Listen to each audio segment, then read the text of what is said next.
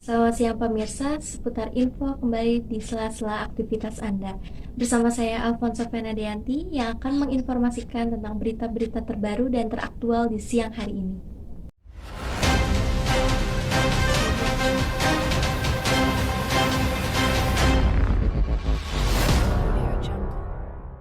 Kali ini dibawa oleh remaja berinisial HK 18 di Kabupaten Mamuju, Sulawesi Barat, Sulbar, tega menghabisi nyawa teman sekolahnya bernama Fahril 18 dengan menikam korban 28 kali memakai badik.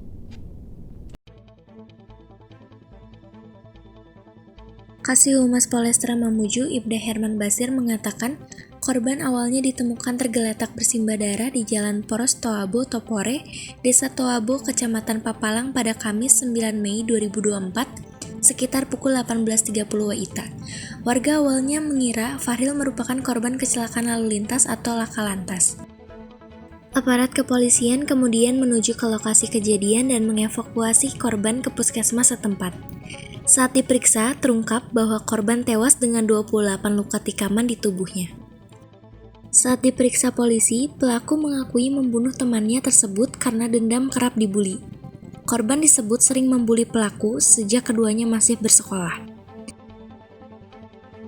Selanjutnya kita akan melihat dan simak video tentang reka adegan pada berita hari ini. Pelaku dan korban sebelumnya bersama-sama ke sekolah untuk membantu memperbaiki air conditioner AC pada Kamis 9 Mei 2024. Saat bekerja, korban kembali melontarkan kata-kata, korban ini bilang bodoh, sambil memegang kepala pelaku saat memperbaiki AC itu. Setelah selesai, keduanya pulang bersama-sama. Korban membonceng pelaku menggunakan motornya. Namun, saat berada di Jalan Poros Toabo Topore, pelaku meminta korban memberhentikan motornya. Saat itu, pelaku langsung menarik badik yang disimpannya dan langsung menikam korban dari belakang. Setelah melihat video reka adegan pada berita hari ini,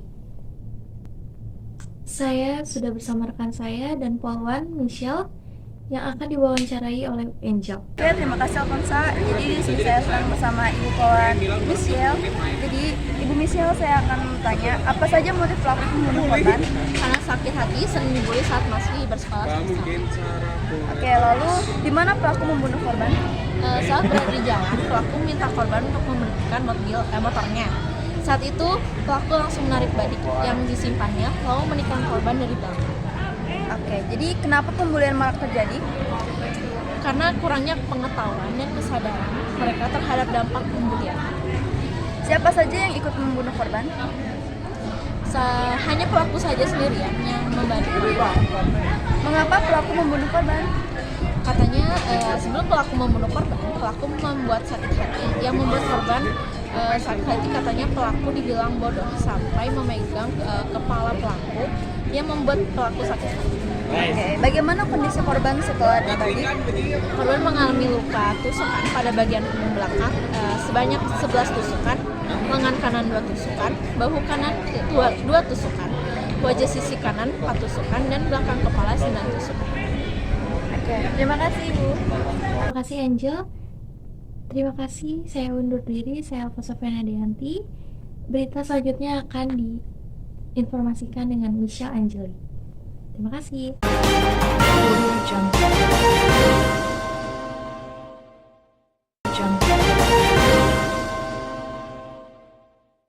Marissa Putri, 21, mahasiswi di Pekanbaru Riau, ditangkap polisi karena menabrak pengendara motor Renti Marningsih, 46, hingga tewas pada Sabtu 3 Agustus 2024. Peristiwa tersebut terjadi di Jalan Tuanku Tambusai, Kecamatan Marpoyan Damai, Kota Pekanbaru Riau. Belakangan terungkap saat kecelakaan terjadi, pelaku baru pulang dari dugem dalam keadaan mabuk dan juga positif narkoba. Marissa Putri tercatat sebagai mahasiswi psikologi semester 3 di salah satu perguruan tinggi di Pekanbaru. Di klub malam, Marissa Putri diberi narkoba oleh 2 temannya yang datang terlebih dahulu di klub tersebut. Mahasiswa tersebut kemudian pindah ke klub malam lain dan mengonsumsi alkohol hingga klub tutup sekitar 4 pagi. Karena merasa tidak pusing lagi, Marisa kemudian mengemudikan mobilnya sendiri untuk pulang ke rumahnya. Berdasarkan analisis sementara pihak kepolisian dari CCTV, pelaku mengemudikan mobil dengan kecepatan tinggi. Lalu pada pukul 5.45 WIB, pelaku tiba di TKP dan menabrak korban di seberang Hotel Linda. Berikut bukti rekaman CCTV saat kejadian.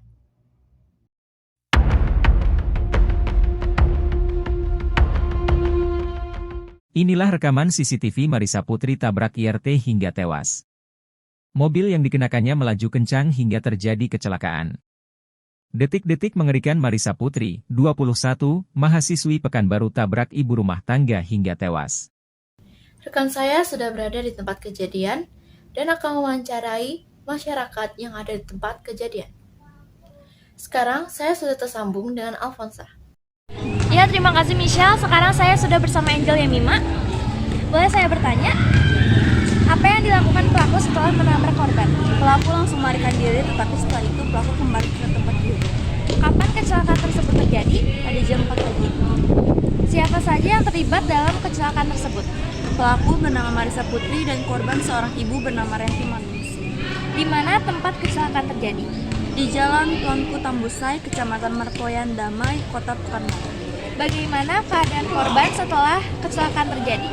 Korban tewas di tempat kejadian dan terdapat luka berat di bagian kepala. Mengapa kecelakaan itu terjadi? Karena pelaku mengendarai mobil dalam kecepatan tinggi dan dalam kondisi mabuk. Terima kasih. Saya kembalikan kepada Michelle Anjeli. Baik, terima kasih Alfonsa. Sekian berita dari saya. Berita selanjutnya akan dilanjutkan oleh Angel. Sampai nanti.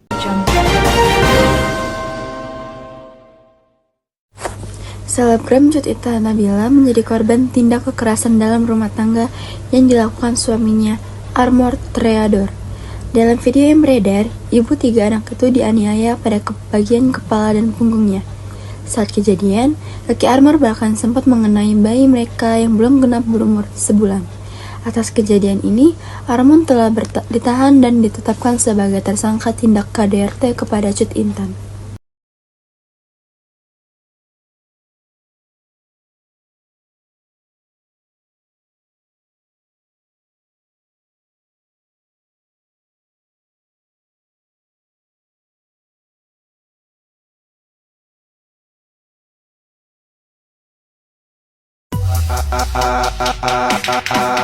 Till I die, I gotta stay